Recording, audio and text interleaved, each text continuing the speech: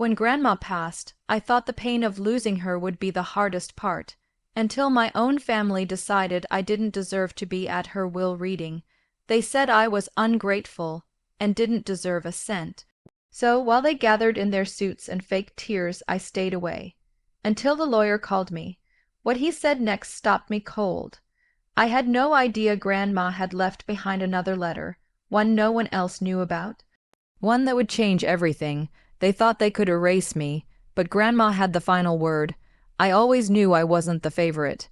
Even as a child, it was clear that I wasn't the one the family bragged about at church or sat next to at reunions. My cousins were louder, flashier, more charming, or at least that's what my aunts and uncles said. I was the quiet one, the artsy one, the one who liked reading in corners instead of showing off piano recitals. But there was one person who always made me feel like I mattered, my Grandma Helen. She wasn't the typical sweet and silent grandmother. No, Grandma Helen was a sharp-tongued, fiercely intelligent woman who could bake a pie from scratch, fix a leaky faucet, and quote Shakespeare all in one afternoon. She was the kind of woman people didn't forget. When my parents divorced, she took me in without hesitation. I lived with her from the age of 12 until I left for college. She fed me, clothed me, helped me with homework, and more than anything, she listened. But the rest of the family, well, they barely noticed I was around. My mother remarried and moved across the country, sending the occasional birthday card with a signature that looked more like a formality than love. My uncles and aunts kept their distance, occasionally calling Grandma to check on the stray she picked up. That stray was me. Even after I graduated and got a decent job, the dynamic never changed. Family dinners were full of conversations that passed over me like I wasn't there. I was still just the kid Grandma raised, and never fully a member of the family circle. Still, I kept showing up, for Grandma. Every Sunday, without fail, I drove across town to visit her. Sometimes we talked, sometimes we just sat in comfortable silence, watching the garden she loved so much sway in the wind. And every time I left, she'd press her hand to my cheek and say, "You're the only one who sees me clearly, dear." I didn't fully understand what she meant at the time, but I never forgot her words. When her health started failing, the family suddenly got interested again. My cousins, who hadn't visited in years, started showing up with flowers and false smiles. My Aunt Teresa began organizing family meetings at Grandma's house as if she were in charge. Even my mother returned, pretending to care, acting as if she'd never left me behind. They all hovered like vultures sensing the end and the inheritance. I stayed quiet, tending to Grandma the way I always had. I took her to doctor's appointments, filled her prescriptions, massaged her swollen ankles, and cooked her meals. She had good days and bad ones, but through it all, she remained sharp. And on one particular afternoon, just a few weeks before she passed, she asked me to sit with her in the garden. Her voice was softer than usual, but her tone was clear. I made arrangements, she said. "They'll be surprised, but I needed you to know I haven't forgotten everything you did for me. I may not be here to see it, but you'll understand when the time comes." I didn't press her. I thought maybe she was talking about some sentimental item, an old locket, a handwritten letter. I didn't expect anything major. After all, I had no expectations. I had loved her, not for what she could give me, but because she had given me love when no one else did. Then, 3 weeks later, she passed in her sleep. The funeral was as dramatic as I expected. Cousins we hadn't seen in a decade arrived dressed like it. Was a red carpet event. Aunt Teresa sobbed loudly in the front pew. Clutching a lace handkerchief, she waved around like a prop. My mother delivered a forced eulogy, conveniently omitting the part where she hadn't spoken to Grandma in nearly 5 years. After the funeral, the whispers started, about the will. I had no idea what Grandma had arranged, and I didn't care. I was grieving, but the family couldn't stop speculating. Who would get the house, the car, the vintage jewelry? They didn't even try to hide it. Then came the day of the will reading. It was held at a stuffy law office downtown.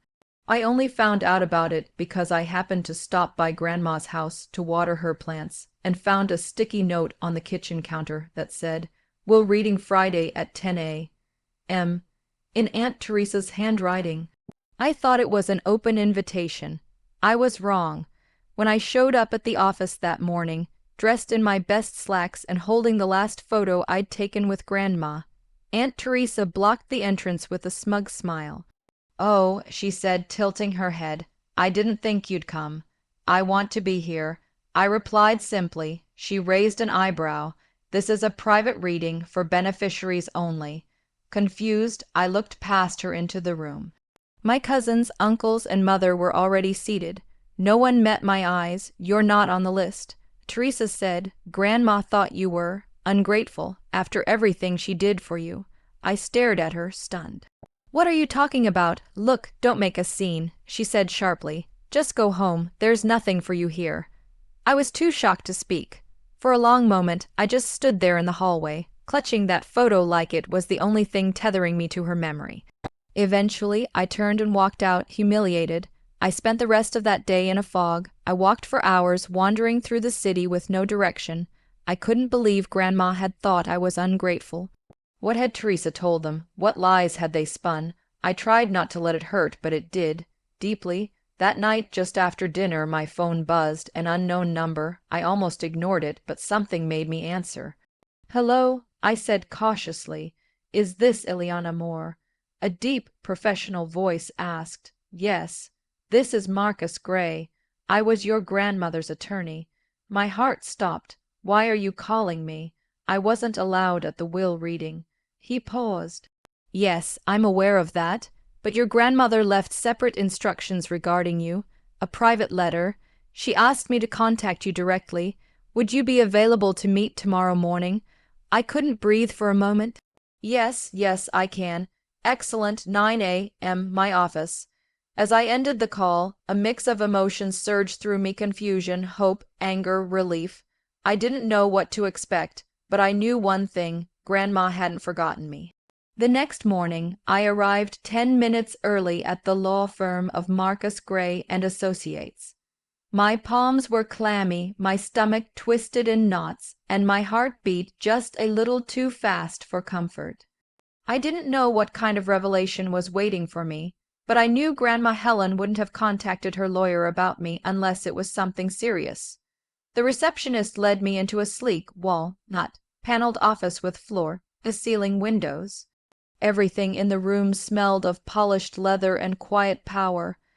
Mr. Gray sat behind an enormous desk, looking exactly how I imagined.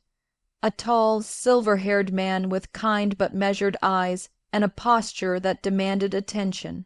He greeted me with a firm handshake and gestured to a seat across from him. "I want to begin by saying your grandmother spoke very highly of you," he said, adjusting his glasses and pulling out a slim file folder from a locked drawer. "She was deliberate about this." "Deliberate?" I echoed. "She made some unusual requests," he said, placing the folder in front of him. "While the official will was read yesterday to the other beneficiaries, she gave me a sealed addendum with instructions to read to you separately, alone." She anticipated friction. I nodded slowly, already picturing Aunt Teresa's smug face as she blocked the doorway the day before. She wasn't wrong. He opened the folder and pulled out a single sheet of thick, cream-colored paper. My heart skipped as he began reading. "To my dearest Ileana, if you are hearing this, then I have already passed, and if Marcus is reading it to you in private, then the family did what I feared they might, try to keep you away. I want you to know that nothing they say about you being ungrateful is true. You were the only one who stayed, the only one who saw me, not just as someone who gave, but someone who still needed love. You were never ungrateful. You were my joy." I swallowed hard, fighting the lump rising in my throat. "They have always misunderstood you because you never demanded attention. You just gave it, quietly, without needing anything in return. But I see now that silence can be misread. I don't want you to be left out because of it. That's why I left something behind for you. Something private. Something that should never be mistaken as less valuable than what the others received. Marcus will explain the details. Mr. Gray folded the letter neatly, placing it back in the folder. Your grandmother left the house to your cousin Rebecca, her savings to your Uncle Alan, and her jewelry collection to your mother. All assets were publicly detailed yesterday, but what no one else knows is that she also owned a sizable plot of land in Aspen Creek, 42 acres to be exact. She inherited it from her own grandmother, and it was never mentioned in family gatherings. She kept it off the books in a private trust. That land is now yours. I blinked. What land? Mr. Gray nodded. Undeveloped, but prime land. Current valuation is approximately $3 million. She left a note regarding it, saying, "This land is for Ileana, because she always saw my roots even when others only saw my branches." The words hit me like a thunderclap. $3 million worth of land, and no one in the family even knew it existed. My hands trembled slightly as I tried to process it all. But more than the land, more than the money, what overwhelmed me was the meaning behind it. Grandma Helen had known. She had seen what was happening in her final months, the fake kindness, the opportunism, and she'd made a choice to protect me in her own way. "There's more," Mr. Gray added, passing me a second envelope. "She left you this. Personal instructions." I tore the envelope open carefully, unfolding the handwritten note inside. Her signature handwriting danced across the page. "Dearest girl, use the land. Don't sell it unless you must. Build something, a studio, a refuge, a place that brings you peace. And if the family ever finds out, don't gloat. Just smile and remember, you were always enough. Love, Grandma." I stared at the note for a long time before looking up. "Does anyone else know about this?" Mr. Gray shook his head. "Not yet. She was very clear about that. Her will stated you could disclose the inheritance only if and when you chose to." A strange mix of vindication and dread swelled in my chest. I could already imagine the chaos that would erupt if they found out. Aunt Teresa would accuse me of forging documents. My cousins would throw fits. My mother, well, she'd probably ask for a share despite her absence for most of my life. But a deeper part of me smiled, not out of revenge, but because for once I wasn't invisible. Grandma had made sure of it. I left the law firm with a folder in one hand and a storm of thoughts in the other. The rest of that day passed in a blur. I didn't tell anyone. Not yet.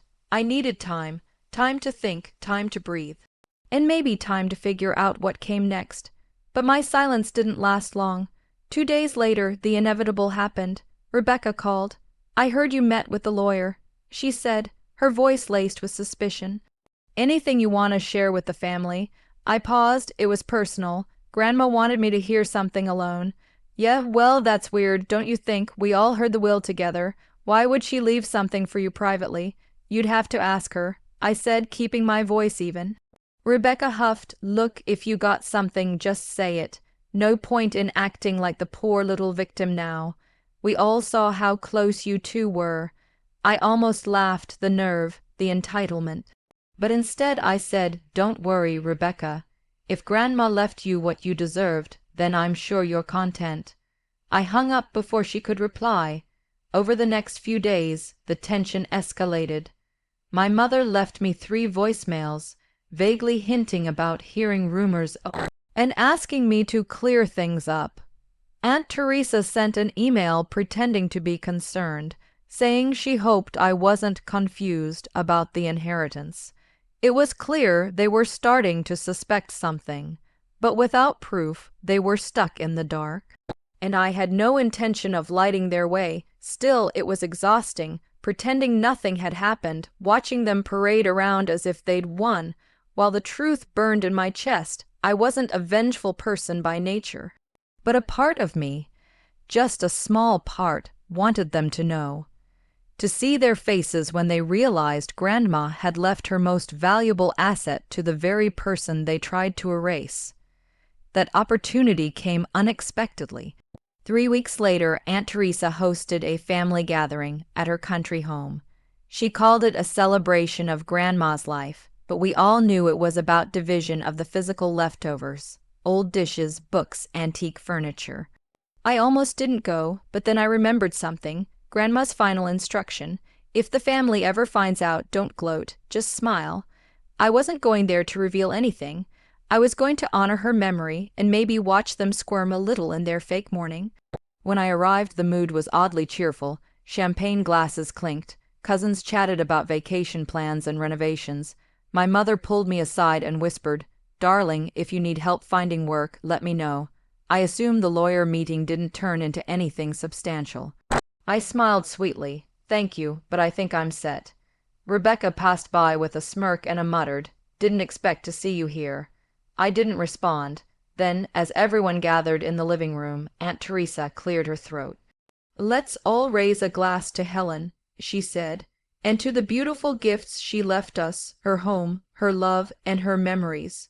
I raised my glass like the rest, and when someone asked if I'd like to say something, I nodded. I stood up, looked around the room of smug faces, and said softly, "She left me something too. Something private, but more than any object, she left me with lessons, loyalty, integrity, and the quiet kind of love that doesn't need to shout to be heard. I miss her every day, and no one said anything."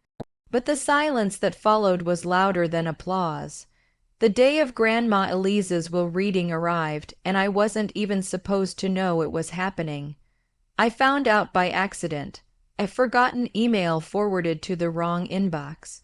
It was sent by my cousin Rachel, the family's unofficial event planner and self-declared queen bee, who always made sure I knew my place on the margins.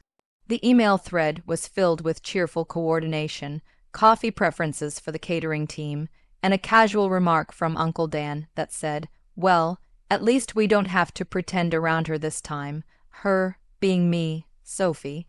The granddaughter who lived with Grandma Elise for the last year of her life, who took her to appointments, held her hand during the worst of her pain, and read her favorite poetry on rainy days. The same one they accused of being too emotional, too entitled, and worst of all, too greedy. I sat in my car outside the law firm that afternoon, staring at the tinted glass building, my hands trembling slightly against the steering wheel. The invitation clearly didn't include me. I wasn't even on the guest list. But something in my gut told me to go anyway. Not to make a scene, not to fight for anything, but to honor Grandma. She used to say, "You don't always have to be invited to show up for what's yours." At the time, I thought she meant that metaphorically. Now I wasn't so sure. When I entered the building, heads turned immediately. My cousins, Rachel, Lucas, and Zoe, looked at me like I'd crawled out of the sewer. Aunt Moira whispered something to Uncle Dan, who muttered back with a scowl. No one said a word to me directly, but their narrowed eyes and half-smirks said it all. Still, I walked into the conference room with my head high, wearing the navy blue blazer Grandma once gave me, and the locket with her initials I hadn't taken off since the funeral. "MS. Sophie Turner." The lawyer, Mr. Crandall, said, standing up and extending a hand. "You made it. Wait, he expected me. Your grandmother requested your presence." He added with a quiet smile. Now everyone turned. Rachel's jaw clenched. Lucas snorted. Aunt Moira shook her head slightly, murmuring something like "unbelievable." I took a seat at the far end of the table, trying to steady my heart. Mr. Crandall opened a leather-bound folder and began the reading. Most of it was as expected. Antique jewelry to Aunt Moira, property in Vermont to Lucas, a generous sum to Rachel for her future family plans. And Zoe got the painting Grandma had always said scared her. I bit my tongue as they nodded and exchanged smug glances.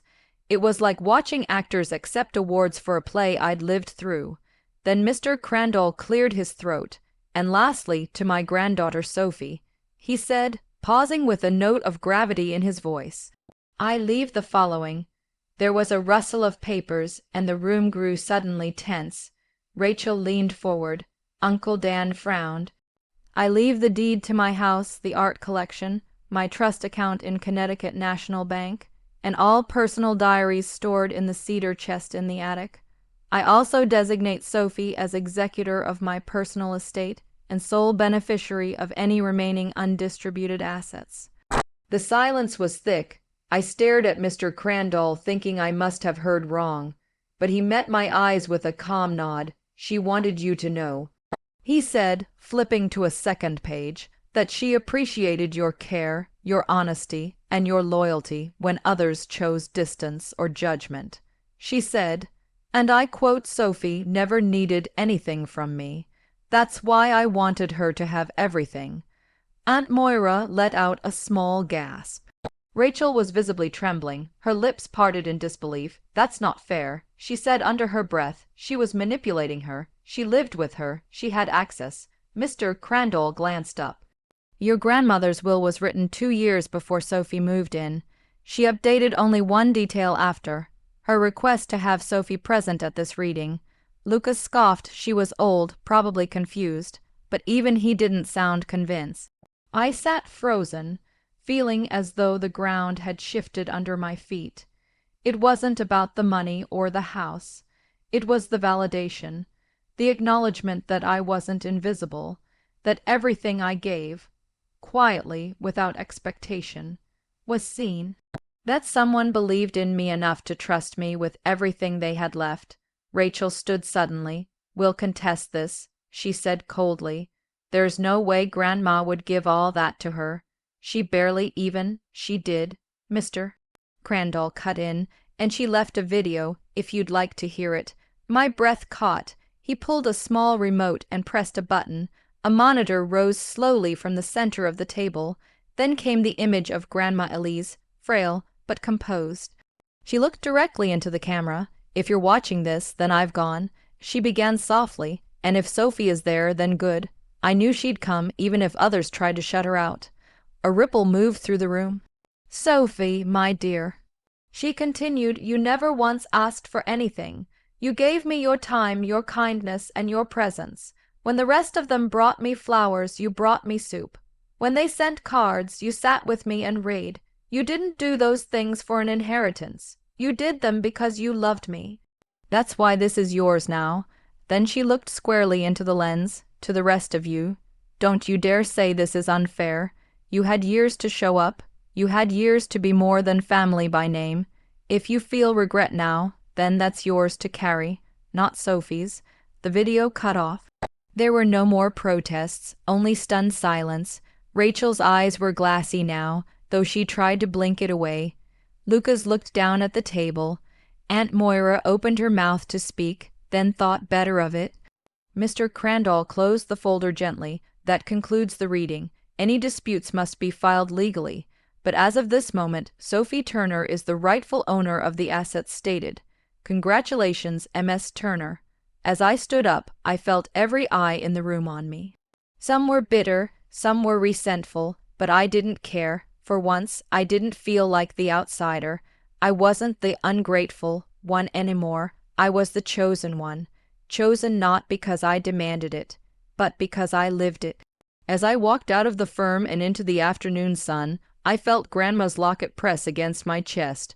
Her words echoed in my heart. "You don't always have to be invited to show up for what's yours." And I had.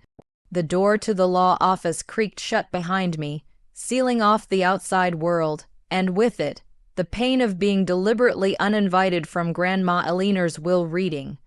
The plush carpet muffled my steps, but the tension in the room roared louder than any thunderstorm. My family sat at the long walnut conference table, all dressed in muted shades like they were attending a funeral rather than an inheritance reveal. Aunt Ruth gave me a quick up and down look, raising an eyebrow in a mixture of surprise and irritation. My cousin Peter leaned over and whispered something to his sister that made them both smirk. My father didn't even turn around. That was my welcome, unspoken, cold, and expected. I almost didn't walk in. I almost turned back when I saw how they were all huddled together like a pack that had already made its kill. But something inside me urged me forward, and I reminded myself why I came. Not for their approval, but for closure, for answers, and maybe, just maybe, for justice. The lawyer, Mr. Halberd, nodded at me. His face didn't flicker with surprise. In fact, it seemed like he'd been expecting me all along. He motioned toward an empty chair at the end of the table, right across from the family that had excluded me. "Before we begin," he said, adjusting his glasses and lifting a thick manila envelope, "I'd like to acknowledge that Ms. Caroline has arrived, and as per Mrs. Eleanor Whitmore's instructions, this meeting will proceed in its entirety." His tone was professional, but there was something in the way he looked at me, a quiet reassurance, like he knew I belonged there even if no one else did. Aunt Ruth scoffed loudly, crossing her arms. "I thought we agreed this was a private family affair." "I am family," I said, my voice firm. "Just because you left me out of the group text doesn't change my bloodline. She was ungrateful," my father said flatly. "She distanced herself from the family years ago." Mr. Halberd cleared his throat. "If I may, Mrs. Whitmore anticipated disputes. She left behind a series of recorded messages to be played before each section of her will is read." He pressed a button on a small digital recorder, and the room fell dead silent. Grandma's voice filled the space, warm, calm, timeless. "If you're listening to this, I'm gone. But knowing my family, you're likely already arguing over something. Stop it. You're embarrassing yourselves." I couldn't help the small smile that tugged at my lips. That was her, blunt and brilliant. "I know some of you may not agree with my decisions, but I've made them with a clear heart and mind. You'll understand why soon enough." Mr. Halberd pulled out the first page of the will and began reading off the smaller assets, jewelry, heirlooms, artwork. Predictably, Ruth snatched up anything with historical value. My father leaned in when the stocks and bonds were mentioned, nodding approvingly as if the results were already known. I sat back and listened, feeling like a ghost at the table. Then Mr. Halberd paused, set down the pages, and reached into a drawer. He pulled out a second envelope, this one thinner, sealed in wax with Grandma's initials. "Before we continue with the property and business shares," he said, "there is a private letter addressed to Ms. Caroline. I was instructed to give this to her in front of everyone." Aunt Ruth's face darkened. "That can't be right. She hasn't spoken to Eleanor in 2 years," I said softly, already opening the letter with trembling hands. "And yet she never stopped writing to me. I kept them all." The letter inside was short, handwritten, and smelled faintly of lavender. "My dearest Caroline, I know it's hard to be the black sheep, but you were never that to me.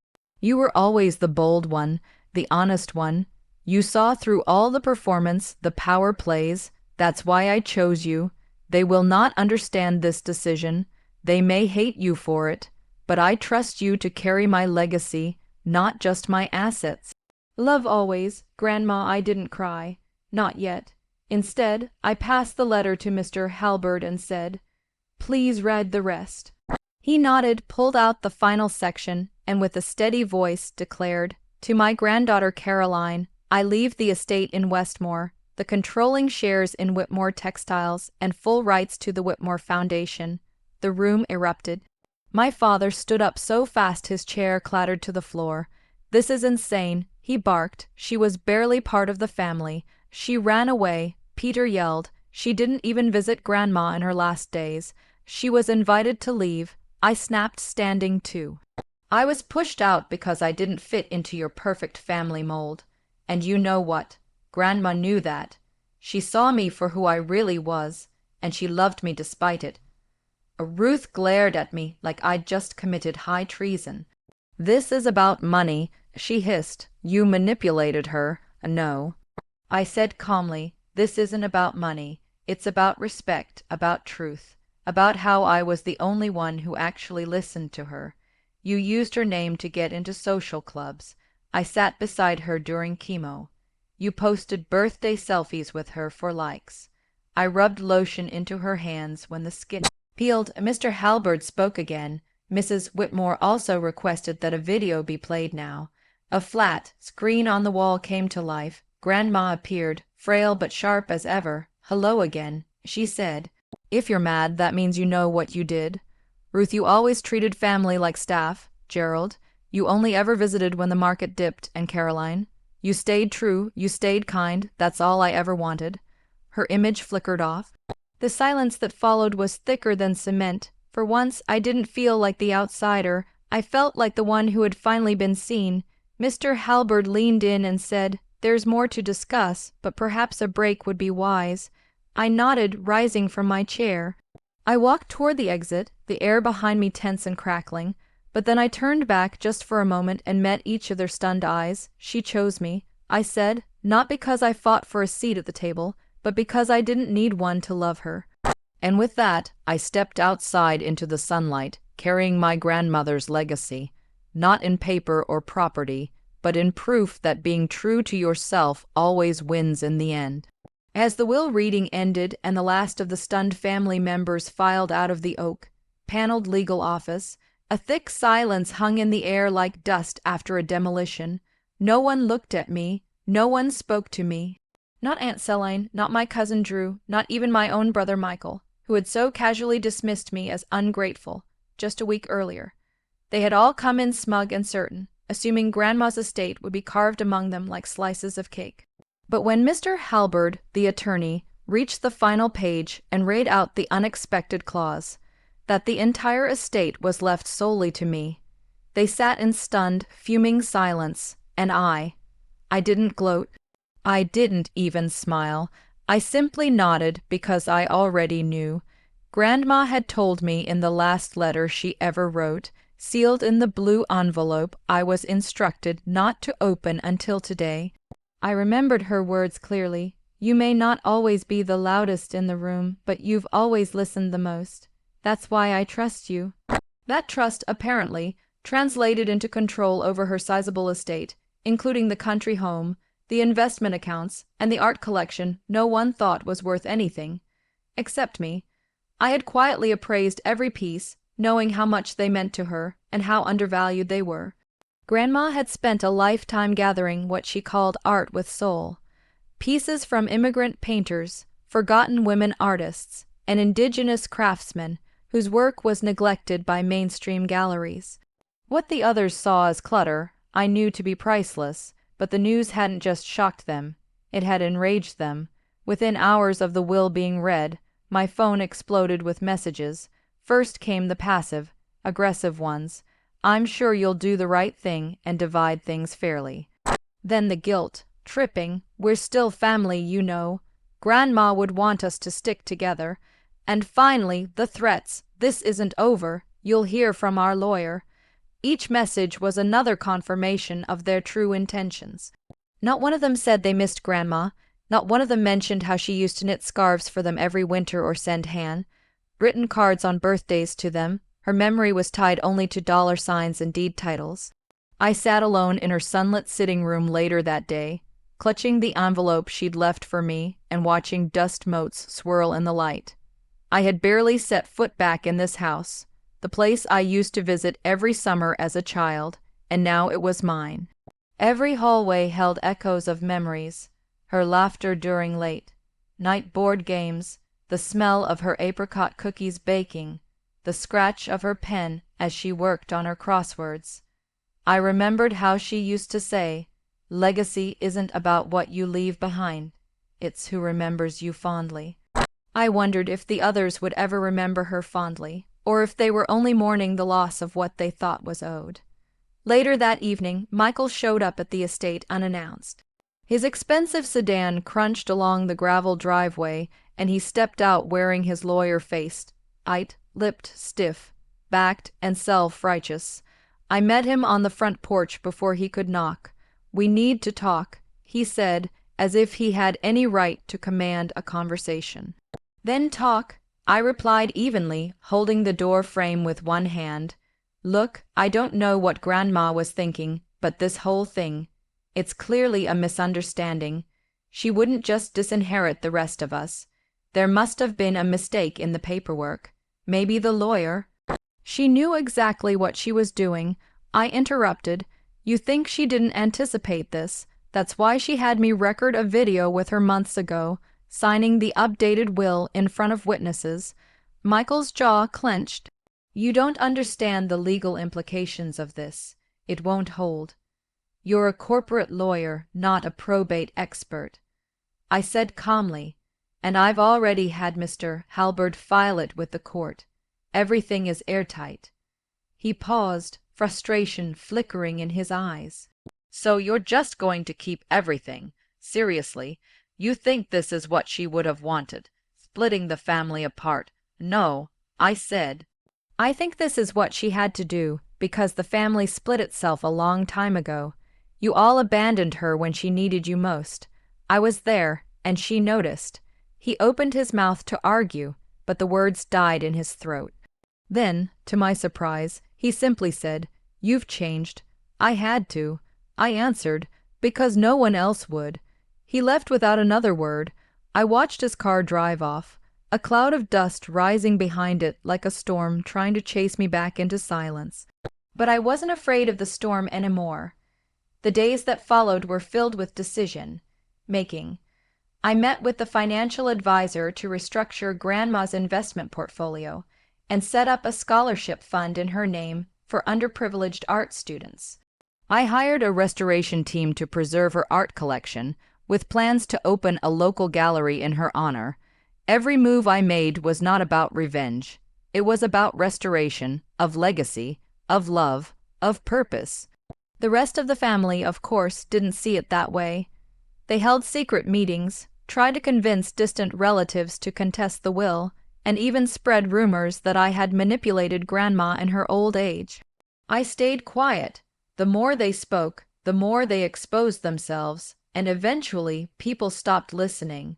One rainy afternoon, as I was cataloging some of Grandma's journals, I found a photograph tucked into the pages. It was of me at age 10, standing on a wooden stool in her kitchen, helping her bake cookies.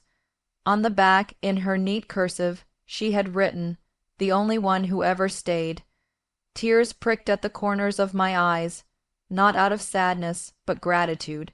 I hadn't needed the inheritance to validate my relationship with Grandma, but having it and knowing what it meant felt like a sacred duty. She hadn't just trusted me with money, she'd trusted me with memory. By the end of the week, I announced publicly, through a carefully written letter to the family, that I would be honoring Grandma's wishes in full, including her request to donate her library to the local community center and convert the guest house into a free retreat space for caregivers and hospice workers. No one responded, not one. The silence said everything.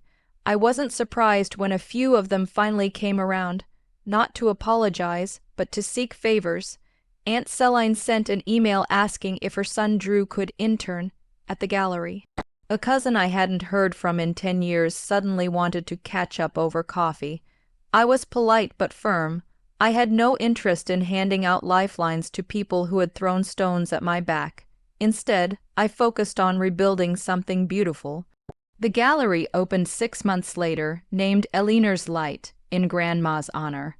The walls were filled with art that told stories of survival, love, and resilience, just like her. At the ribbon-cutting ceremony, I gave a short speech, ending with words that still guide me today. Legacy isn't measured in inheritance. It's measured in impact. That night, standing in the gallery under soft lighting with guests admiring every piece, I didn't feel triumphant. I felt complete. The days that followed were a whirlwind of stunned silence, shifting loyalties, and unspoken tension that wrapped around the family like a tight cord threatening to snap. No one spoke to me directly after the reading, not even a congratulatory murmur. They walked around me like I was a ghost, someone whose presence was too loud to ignore but too inconvenient to acknowledge, and I let them. I had no interest in comforting their egos or explaining what Grandma had made crystal clear with her will. She had made a decision, one none of them expected, and that was justice enough for now, but the fallout came quickly. Aunt Me started whispering to anyone who would listen that I must have manipulated Grandma in her final days, even though I had been the one ignored and cast aside by the family for years. Cousin Derek cornered me in the hallway 2 days after the reading, his face flushed with anger. "You think you're special now," he spat, arms crossed. "You think Grandma actually meant to give you that estate. She was old and confused. You probably fed her lies. I didn't flinch. I looked him in the eyes and replied calmly. She knew exactly what she was doing. You treated her like a burden, Derek. I treated her like family. That's the difference. He stormed off, muttering under his breath, but I knew he had nothing. No case, no legal standing. Grandma's lawyer had made everything airtight, anticipating the bitterness that would follow. Still, their resentment thickened like fog, clinging to every family gathering, every forced smile, every hello, dripping with fake politeness. It was exhausting. One evening, as I sat in Grandma's old house, now mine, surrounded by the scent of her lavender sachets and the ticking of the grandfather clock she adored, I realized something important. This house, this legacy, it wasn't just a property. It was a symbol of kindness over entitlement, of attention over appearances, of quiet love over loud greed. And now it was my responsibility to preserve it. Not just the building, but everything it represented.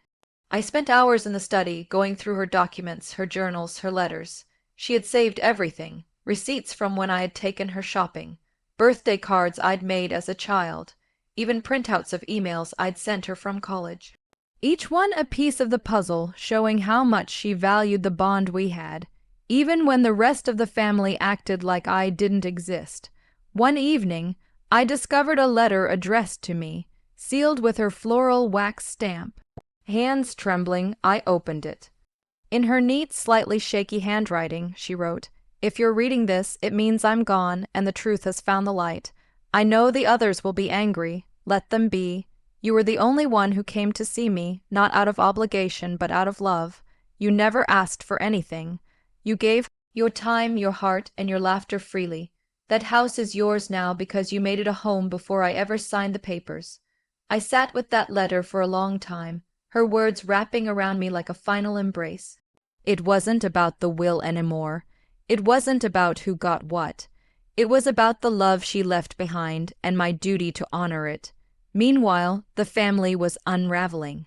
Aunt Me, desperate for some validation, tried to contest the will. But the lawyer shut her down in one precise, humiliating phone call. Cousin Derek stopped speaking to anyone who didn't agree that I was a fraud.